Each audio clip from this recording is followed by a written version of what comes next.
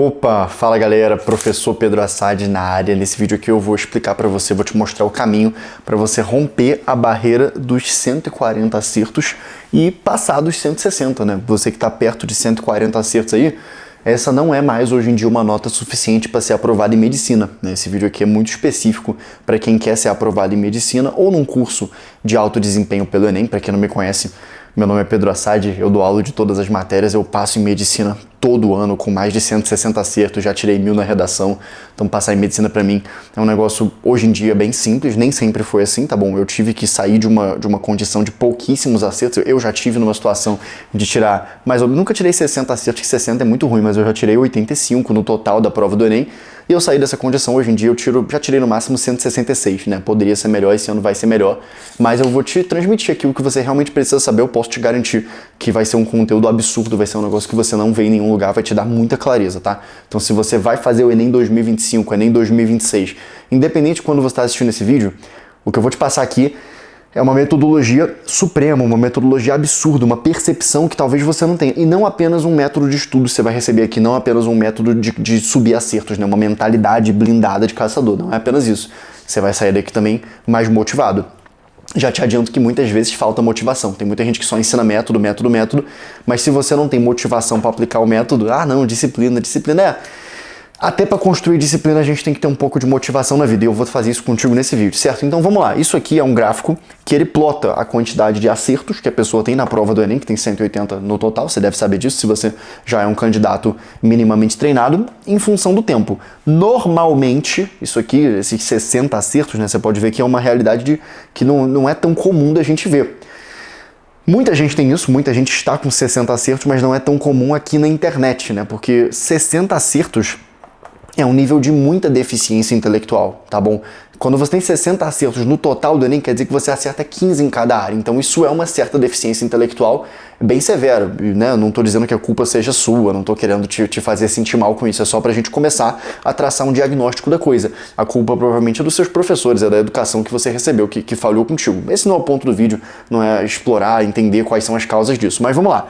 De 60 acertos para 100 acertos, acontece esse fenômeno aqui. Quem começa a estudar a sério, e detalhe, esse vídeo aqui é para falar de como que você rompe os 140 e bate os 160 para você. 160 é garantia de aprovação em medicina. Quem tira 160 acertos com pelo menos 920, 960 na redação, é garantido que vai passar em medicina em praticamente todas as faculdades, inclusive na ampla concorrência, tá? Então por isso que os 160 hoje em dia, eles devem ser o alvo de acerto, ou seja, 40 em cada área, 40 em matemática, 40 em naturezas, 40 em linguagens e 40 em humanas. Mas vamos lá. De 60 para 100 pode ser bem rápido, se você tiver o mínimo de dedicação e estiver estudando do jeito certo. Então, para ir de 60 para 100 é uma evolução muito rápida. Por quê? Toda essa área aqui, que eu vou te mostrar agora, né, toda essa área do gráfico de 60 até 100, isso aqui, né, inclusive a parte de baixo, que seria menos de 60, isso tudo corresponde ao mínimo de base intelectual que o aluno tem que ter. Por que eu diria com certeza que quem está tirando 60 acertos, 80 acertos, tem um certo nível de analfabetismo, tem um certo nível de deficiência intelectual grave, não necessariamente uma deficiência congênita, não, estou falando de deficiência adquirida ao longo da vida. E pelo amor de Deus, galera, até hoje tem gente que acha que isso que eu estou falando é uma coisa ofensiva. Pô, não tem nada de ofensivo em você dizer para uma pessoa assim, pô, cara, se você tira 60 acertos, você tem uma deficiência intelectual. Não tem nada de ofensivo nisso, porque eu não estou dizendo que a culpa seja sua, talvez você não tenha condição de estudar, é sobre um diagnóstico, galera, aqui bem direto, tá? Por quê? O Enem não mede inteligência. Mas se tu tira 60 acertos, você tá com pouca capacidade de leitura, pouca capacidade de interpretação, pouquíssima capacidade matemática, porque a maior parte das questões do Enem envolve leitura, interpretação, matemática, cálculos e noções básicas de ciências. Então, um aluno que começa a estudar de verdade, muitas vezes a maioria dos alunos que estão com 60 acertos, a culpa não é deles, é do professor deles. O ensino público muito defasado, ou até o ensino particular muito defasado, uma infância muito defasada. E aí, como eu disse, dos 60 para os 100 pode ser algo bem rápido. O foco do vídeo não é esse. O problema realmente, né, o clímax do vídeo, onde a gente está chegando agora, é o seguinte. Uma vez que você bate aqui esses 100 acertos, aqui começa o jogo de verdade. Tem muita gente que gosta de olhar pra galera que tá mais baixa de acerto, 60, 70, ver essa galera comentando na internet, muitas vezes o comentário todo errado, todo mal feito. Nossa, esses são meus concorrentes. Não. E pode ter certeza absoluta que do 100 para baixo ninguém é teu concorrente de verdade. Ninguém. É óbvio que pode vir a ser, mas no momento ninguém é. O jogo do Enem, o jogo da aprovação em medicina, ele realmente começa quando você passa dos 100 acertos, tá? Quando você passa dos 100 acertos, não é que você vira um candidato para medicina, você ainda não é nem um concorrente de verdade, mas agora você está no jogo. Quando você está aqui perto dos 100 acertos, isso significa que talvez você possa ser aprovado em menos de um ano em medicina, se você jogar um jogo muito sólido. É possível ir de 100 para 160 acertos em um ano, mas é difícil. Eu vou ensinar aqui, ao mesmo tempo que eu mostro o gráfico, eu vou ensinar quais são os 3 pilares da evolução, né? O que você tem que fazer para evoluir. Aqui embaixo, eu nem estou entrando muito nesse vídeo, eu posso até, não sei se tem demanda para isso, fazer um outro vídeo depois, falando sobre como que você sai dos 60 para os 100 acertos. Não é o intuito desse vídeo aqui hoje, eu estou focando em quem já está com, pelo menos aí, próximo de 100 acertos. Mas tu vê que dos 100 para os 140, a gente tem aqui um processo relativamente linear. Ele é mais lento, mas o cara que começa a estudar de verdade dos 100 para os 140, ele geralmente consegue avançar linearmente. O problema é que muitas vezes demora. Tem muita gente que para ir dos 100 para os 140 tá levando 2 anos. Isso é uma coisa absurda, porque dá para tu ir dos 100 para os 140 em 4 meses, 5 meses, 6 meses. Isso é super plausível, ok? E quando você chega no 140, agora sim começa o vídeo, né? Isso aqui tudo foi uma introdução, porque quando você realmente chega perto de 140 acertos, mas é óbvio, não é só 140, depende do Enem. Tem Enem que é mais difícil, tem Enem que é mais fácil. Eu tô dizendo assim, quando você tá ali por volta dos 140, pode ser 145, pode ser 130. A partir de 130 é basicamente a mesma coisa. É aqui que começa a brincadeira de verdade, tá? É aqui que você tem 3 destinos possíveis. Quais são os 3 destinos possíveis da pessoa que está com 140 acertos? O primeiro destino, que é um destino extremamente comum, é esse aqui de vermelho. Você vê que é um destino de estagnação. A pessoa está estagnada. Ela chegou aqui nos 140. O que quer dizer? Vamos lá, o que quer dizer você ser uma pessoa de 140 acertos? Você sabe razão, proporção, você sabe escalas, você sabe estatística, moda, média, mediana, você sabe funções da linguagem, você sabe acertar as questões de linguagem de anúncio publicitário, de charge, você ainda erra muito das questões de poema, você ainda erra muito análise combinatória. Se você está com 130, 140 acertos, você sabe. Você ainda erra muito análise combinatória, erra muito probabilidade, eletrodinâmica quando vem um pouco mais avançado, sem ser só a primeira lei de Ohm, tu tem mais chance de errar. Você ainda erra eletrólise, ainda erra talvez logaritmo, função logarítmica, função exponencial. Você erra algumas questões de geometria espacial mais complexas, você também tem dificuldade. Se você está com 140 acertos, você com certeza está com dificuldade em eletromagnetismo e magnetismo, está com dificuldade em algumas questões de dinâmica mais avançadas, em algumas questões talvez de trabalho e energia, algumas questões de óptica geométrica, provavelmente você também tem dificuldade se você está com 140 acertos. E o pior, se você está com 140 acertos, é provável que você também tenha algumas inconstâncias. Então, mesmo as matérias que você já domina, você ainda, às vezes, perde muito tempo com elas na prova. Então, estequiometria. Quem está com 140 acertos acerta umas questões de estequiometria, acerta várias, inclusive, mas muitas vezes demora se a questão tiver um pouco mais de problemas de rendimento, problemas de múltiplos reagentes, múltiplas reações, a pessoa começa a se enrolar um pouco mais e acaba muitas vezes perdendo pontos em matemática básica, que é uma coisa bem desagradável, questões de razão proporção mais complexas. Essa é a realidade dos 140 acertos, é uma realidade em que você não é aprovado em medicina. Com 140 acertos hoje em dia é bem difícil ser aprovado em medicina, depende do ano, claro, mas não é uma realidade propriamente competitiva, mas você é um desafiante. Se você está próximo de 140, então agora a gente vai começar a falar aqui concretamente do que você deve fazer para chegar aos 160 acertos. Ou seja, agora eu vou te apresentar o que eu chamo de mentalidade de caçador. Esse termo foi desenvolvido por mim, tá bom? Esse termo é um termo fantástico. Mentalidade de caçador é um negócio importantíssimo e foi desenvolvido por mim quando eu estava no cursinho, né? A primeira vez que eu passei em medicina, eu era um aluno muito ruim, já tinha quase sido expulso da escola, tinha ido para o conselho tutelar e eu estava no cursinho presencial e eu percebi que ao meu redor tinha mais ou menos 80, 90 pessoas que queriam medicina, mas eles eram medrosos. A maioria era medroso, a maioria era ansioso, a maioria fugia do Enem, vivia fugindo do Enem, vivia fugindo dos problemas, fugindo dos desafios, sempre com uma postura ansiosa e uma postura medrosa. E eu comecei a desenvolver uma postura muito mais ativa, uma postura muito mais agressiva. Eu comecei a desenvolver uma postura de caçar os erros, de caçar os problemas, uma postura realmente de ataque contra as minhas fraquezas, contra as matérias, e isso foi fantástico. Isso me possibilitou, né, no meu ano de preparação mesmo, eu comecei o ano com 90 acertos, mais ou menos. No início do ano eu estava com uns 90 acertos, e no final do ano eu estava batendo 160, em cerca de 10, 11 meses líquidos de preparação. Eu fui de 90 para 160. O Enem de 2018 foi bem difícil, eu acabei tirando 140 e pouco, mas minha média ficou 800 e pouco. Eu passei em medicina, tirei 1000 na redação esse ano, mas eu estava com 160. É que, né, o Enem foi muito difícil e acabou caindo naquele ano. Depois disso eu estabilizei 160 em qualquer edição. Passei a fazer. Enfim, agora chegou a hora de eu realmente te mostrar o que é a mentalidade de caçador. A mentalidade de caçador, como eu estava dizendo, eu esqueci de completar, né? Você tem aqui o primeiro cenário, que é a estagnação completa. A maioria das pessoas, quando chega no 140, eu estava dizendo isso, eu esqueci de falar, a pessoa se casa com 140. Quando você vê pessoas que estão tentando passar em medicina há 2, 3 anos, 4 anos, 5 anos, muitas delas já estão com 130 acertos, ó, há muito tempo. O cara tá com 130, 135, 140, 145, ele tá casado com aquele número de acertos e nunca consegue sair dali. É difícil você ver, você nunca vai ver alguém que tá há 3, 4 anos tentando medicina e tá tirando 60 acertos. Nunca. Isso não existe. Não tem quem esteja 3, 4 anos tentando medicina e tá com 80 acertos. Não tem. Todo mundo que tá 3, 4, 5, 6 anos tentando medicina está com quantos acertos? Entre 120 e 140. Sempre está casado com esse número de acertos. Isso é algo tenebroso, isso é algo muito ruim, dá para resolver rápido, desde que você preste atenção aqui no que eu estou falando, tá bom? Se o primeiro cenário é essa estagnação, o segundo é um cenário também bem zoado, que é você não consegue nem se manter em 140, você fica em 140, mas toda hora você tem algum problema emocional, tem alguma ansiedade, você na hora da prova do simulado você vive caindo. Então é isso que tende a ir acontecendo, você vai perdendo. Isso aqui inclusive é um cenário tão comum quanto a estagnação. Tem muita gente que não consegue ficar com os 140 acertos, por quê? O cara começa a perder a confiança, perder a vontade de estudar, começa a esquecer das coisas que já sabia, porque não sabia direito inclusive, e vai ficando cada vez mais lento, inseguro e problemático, e começa a cair para 130, 128 acertos, dependendo do simulado.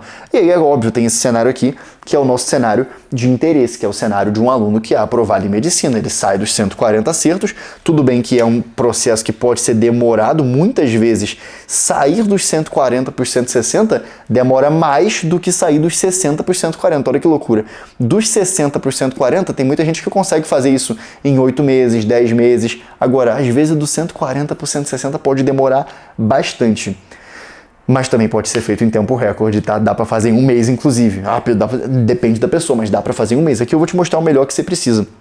Tá? Coisa pra você ficar o mais confiante possível e, quiçá, conseguir fazer essa façanha. São 3 pilares, tá bom? Então, o método de caçador, ele tem a mentalidade de caçador, né? A gente tem 3 pilares que eu vou te ensinar aqui, que eu desenvolvi. É óbvio que existem coisas, mentalidades, existem pelo menos instrumentos parecidos com esse, tá bom? Mas eu tô falando isso desde 2018, primeira vez que eu passei em medicina, e agora eu vou te mostrar aqui. O primeiro pilar é um pilar de direcionamento de estudo. Qual é o primeiro pilar da mentalidade de caçador? Se você vai ter mentalidade de caçador, se você vai atacar, você, primeira coisa, tem que saber o quê? Qual a primeira coisa para ter mentalidade de caçador? Escolher o alvo, é ou não é? Tem que escolher o alvo, tem que fatiar e tem que saber escolher o alvo. Então, esse primeiro pilar é todo sobre a escolha do alvo, e isso aqui é uma coisa simples e que muda muito o teu jogo.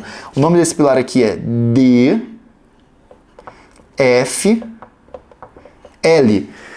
Pilar DFL. O que é DFL? Dificuldade, frequência e lacuna. Cara, é impressionante como que as pessoas perdem um tempo absurdo, uma energia absurda, com cronograma, com métodos de organização. Ai, eu preciso que um mentor monte para mim a minha lista do que eu tenho que fazer. Isso é um absurdo. O aluno que passa em medicina, ele é autossuficiente. O aluno que passa em medicina, ele coordena o próprio estudo. Eu poderia falar que não, para você passar em medicina, eu tenho que montar para tudo. Não, isso é bobeira, isso é o que a gente fala para massa. Quando a gente fala para massa, para pessoas ignorantes, a gente fala assim, galera, olha o cronograma aqui, é só seguir isso aqui que você passa em medicina. A gente sabe que não. A gente sabe que o jeito certo de passar em medicina é o aluno ficando autossuficiente. O próprio aluno tem que aprender a coordenar o próprio estudo. E, cara, esse pilar aqui DFL, ele é fantástico. O que esse pilar diz? Você ataca as matérias, os alvos que você escolhe nessa ordem aqui, DFL. Primeiro, pela dificuldade. Depois, pela frequência. E depois, pelas suas lacunas. E é para ser nessa ordem, Pedro. Peraí, não é para eu escolher primeiro por frequência os conteúdos que mais caem? Não, porque tu vai começar a estudar física estudando eletrodinâmica só porque eletrodinâmica cai mais? Não, você tem que começar qualquer estudo teu pro Enem sempre pelas matérias mais fáceis. Sempre, e não pelas matérias que mais caem. Ah, mas o que mais cai? Primeiro o mais fácil. TRI, que é o sistema que dá nota para a prova do Enem, ele sempre vai te penalizar por errar coisas fáceis. Então, não interessa o fato de que vão cair 4 questões de eletrodinâmica, você tem que primeiro saber as coisas mais fáceis de natureza. Ecologiazinha, probleminha ambiental, tem que saber primeiro densidade, solubilidade, se vai boiar ou se não vai boiar, energia, formas de...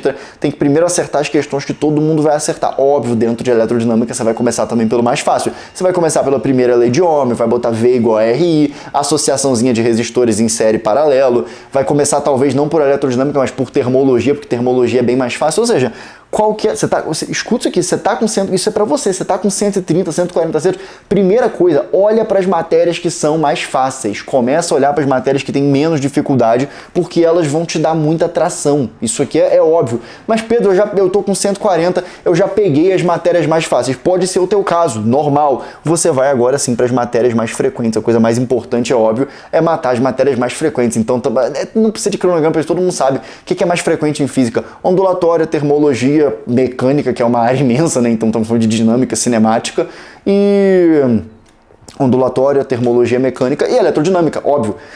Essas 4 são as mais frequentes. Em química, o que é mais frequente? Química orgânica cai pra cacete. Então tem que saber química orgânica, tem que dominar química orgânica, cai também isomeria, cai todas as áreas da química orgânica, reações orgânicas, tem que pegar as matérias por frequência. E o último ponto, o último critério de escolha de uma matéria, e esse primeiro pilar aqui sozinho, ele é bananada. Isso aqui é fácil. Esse primeiro pilar não tem nada de impressionante. Você deve estar assistindo agora, mas assim, isso aí eu já sei, eu também já sei. Tu vai ver que os outros é que fazem diferença. Esse primeiro aqui, como eu disse, ele não é a mentalidade de caçador, ele é apenas a escolha do alvo. Então só tô te ensinando a escolher o alvo. O terceiro é a matéria em que você tem alguma lacuna. Cara, tem muita gente aqui que começa a fazer sentido, porque você pode ter se achado o gostosão, você sabe, não, dificuldade já sei, já peguei as matérias mais fáceis, já não, as matérias mais frequentes já sei, já matei eletrodinâmica, já matei ondulatória, é ou não é? Pedro, isso aí que você está falando para mim é tudo futilidade, você não sabe de nada, tá dizendo aí dificuldade e frequência. Pedro, as matérias mais fáceis já vi, tá tudo checado aqui no meu checklist.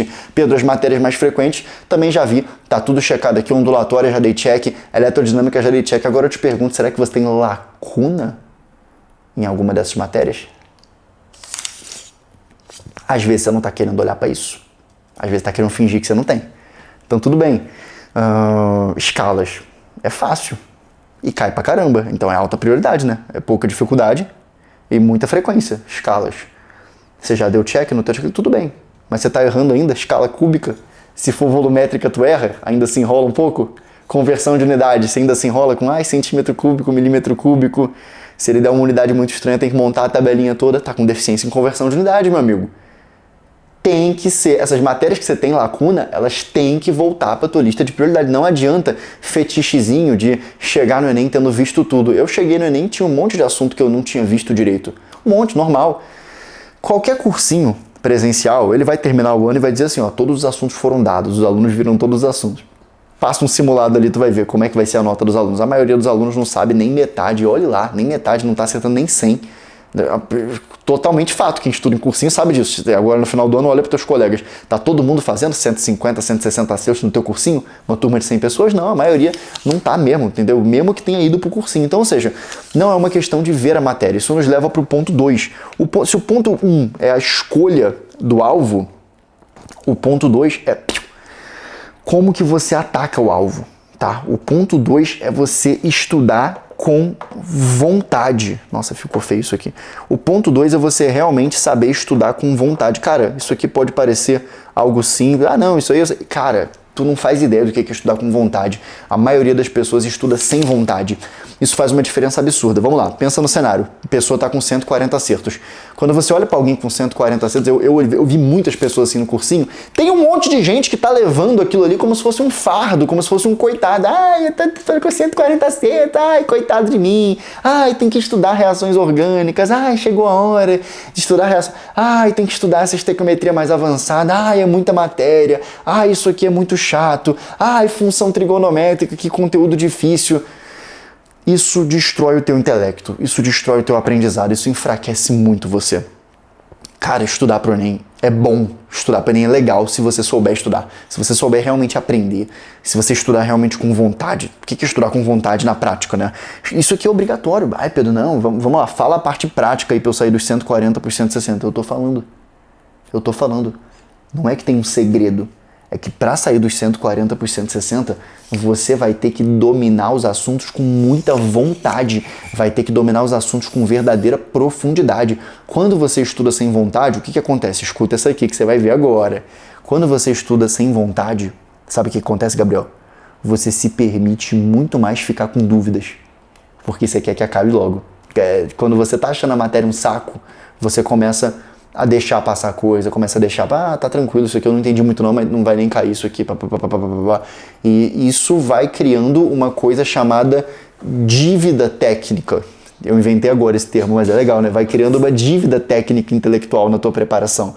Então você gastou tempo, gastou 2, 3, 4 dias ali, estudando aquele conteúdo, só que você fez meia boca, você viu as aulas de elerodinâmica e teu professor também muitas vezes, didática ruim pra cacete, didática fraca, tá assistindo as aulas de elerodinâmica ali, aí tu tá assim, aí tu copia tudo, tá se enganando, tá querendo fingir que tá estudando. Faz as questões de fixação depois, questão de fixação tem que fazer aqui, tira uma dúvida ou outra, você não sentou o aço na matéria. Cara, você não largou o aço, você não realmente pegou assim e falou assim, vou dominar de verdade elerodinâmica, vou ver a aula do meu professor, mas a aula tá uma bosta, vou ver aula na internet, vou ver aula no YouTube, vou ver aula no curso online, agora eu não tô entendendo, vou abrir o ChatGPT, vou começar a encher o saco do ChatGPT e perguntar, ChatGPT é bom ou ruim? ChatGPT é uma bosta porque é muito burro. Se você não sabe nada da matéria, não use o ChatGPT. Agora, se você já sabe alguma coisa, se você já está estudando elerodinâmica, você começar a fazer as perguntas, o ChatGPT depende de você fazer as perguntas certas. Então, se você fizer as perguntas certas, ele vai te ajudar. Mas exatamente por que ChatGPT aqui, que essa DDP é assim, por que? Eu não estou entendendo ainda por que a corrente elétrica ela passa daqui para cá, e ele vai começar a te explicar. O ponto é, você vai pegar os exercícios, você vai querer gabaritar, você vai querer entender o exercício, você não vai deixar nada passar, você vai ver a resolução do exercício, não gostei, vou ver outra resolução, vou tentar fazer sozinho, vou explicar para os meus amigos, você vai largar o aço na matéria com vontade. Não adianta. Tem muita coisa na vida que você não tem como fazer direito se você fizer molinho. Não tem. É impossível. E tudo bem, às vezes, você começar meio devagar, mas desde que você tome vergonha na cara e acelere. Então, tá sem vontade de ir pra academia. Tem problema você ir pra academia e começar a fazer um agachamento sem vontade nenhuma? Não tem problema, porque daqui a pouco vai te dar vontade. É só você ter consciência, ficar pensando. Daqui a pouco você vai começar a fazer a série boa, a série pesada. Agora, no estudo, muitas vezes você consegue ficar horas de estudo estudando meia boca, porque o estudo não dá adrenalina no corpo. Na academia, tudo bem, tem um monte de gente na academia também, isso é verdade, né? Tem muita gente na academia que fica fazendo molinho e fica o treino todo fazendo assim. Eu não sou assim. Eu posso chegar sem vontade, eu começo devagar, mas rapidinho eu já ligo, boto aqui a música e começo a dar o gás no treino. Não tem como treinar sem fazer esforço, não tem como ser fácil, é impossível o treino ser fácil. Não tem como, é impossível. O estudo, muitas vezes, você estuda de modo fácil. Dá pra gente resumir isso aqui. Você não pode estudar fofo. Não pode estudar fofo. Estudar fofo é o quê? É estudar passivo, só vendo videoaula e anotando. Isso é coisa de retardado quem fala isso. Tem muita gente que fala isso. Tem muita gente que fala assim, estudo passivo é o estudo em que você só assiste aula. O certo é fazer questão. Tá totalmente errado. O teu estudo fazendo questão e fazendo simulado pode ser um estudo muito passivo ainda. E muitas vezes, se você estiver vendo aula e tu tá vendo aula... Como é que eu assisti aula no meu cursinho? Eu assisti aula assim, Eu ficava assim pro professor, encarando o professor que nem um psicopata. Quem foi meu professor sabe que eu ficava assim... louco na aula, cravado na aula. Começava a sentir sono, levantava. Ia lá pra trás do cursinho e ficava em pé. Levantava e ficava. Vendo a aula, não vou dormir na aula, tá maluco? Não vou. A aula tá uma bosta, é aula de artes, de algum assunto besta desse aqui. Pô, você pega aí numa aula minha gratuita do YouTube, você assiste, você já acerta tudo. Ia pra casa, ia ali pra fora e ficava fazendo lista de estequiometria, lista de alguma coisa que prestasse, tá? Sempre com vontade. Ai, Pedro, mas eu sou todo molinho, eu sou todo sem vontade, não consigo fazer nada. Vai ter que dar um jeito nisso. Eu posso falar mais disso em outro vídeo, mas o segundo ponto é esse. Você tem que estudar com vontade. E o terceiro ponto aqui, né? Então você entendeu. O segundo ponto é vontade. Pedro, mas define na prática. Não tem como definir na prática. É toda a tua postura, é o jeito que tu se apresenta na mesa de estudo. É o teu respeito pelo teu estudo, é a tua consciência. O que já afeta a tua vontade de estudar e a tua eficiência no estudo? Se você fica enrolando para começar, se você não tem respeito pelo teu horário de estudo, se você se permite parar, se você permite se lamentar. Pô, faz uma oração antes. Mas eu não... Faz uma oração mesmo assim. Mas eu não tenho fé. Então faz a oração que tu vai ter fé. Fé é fruto da oração, fé é fruto da prática religiosa. Faz uma oração antes, se concentra, arruma a tua mesa, estrala o dedo ali. Estala o dedo, começa, vou estudar de verdade, vou criar motivação de dentro de mim, vou forçar a barra aqui até eu entender essa matéria. Hoje eu só saio daqui dominando, destruindo a eletrodinâmica. Eu não aceito que exista uma matéria e tem gente explicando na internet e eu não consigo aprender. Eu vou forçar a barra, eu vou aprender essa matéria assim, na marra. É isso que é vontade, entendeu? E o terceiro ponto, terceiro pilar, então você já vê, se você começa, tá nos 130, 140, isso aqui também serve para quem quer ir dos 100 para cima, tudo que eu tô falando aqui você vê que é universal, mas é que, Pedro, se tudo que você tá falando é universal, por que você tá focando nos 140? Porque se você não fizer isso que eu tô falando aqui, talvez você ainda assim consiga chegar nos 140. Mas se tu não fizer isso que eu tô falando aqui, eu te garanto que tu nunca vai sair dos 140. Um aluno medíocre que vai pro cursinho, estuda sem vontade, vai estudando qualquer matéria, ele até chega nos 140 em 2, 3 anos. Mas nunca mais na vida dele sai dos 140. Dos 140 para os 160 é só de modo inteligente e autônomo, só de modo muito concentrado que você consegue fazer isso. É por isso que tão pouca gente passa em medicina, mesmo que muitos queiram, certo? Terceiro ponto aqui agora é o ponto da... como é que eu posso nomear esse ponto? Cara, nossa, esse terceiro ponto é muito top. Esse terceiro ponto é absurdo. Esse terceiro ponto é quando você encontra um muro de pedra. Muro de pedra. Você sabe o que é um muro de pedra?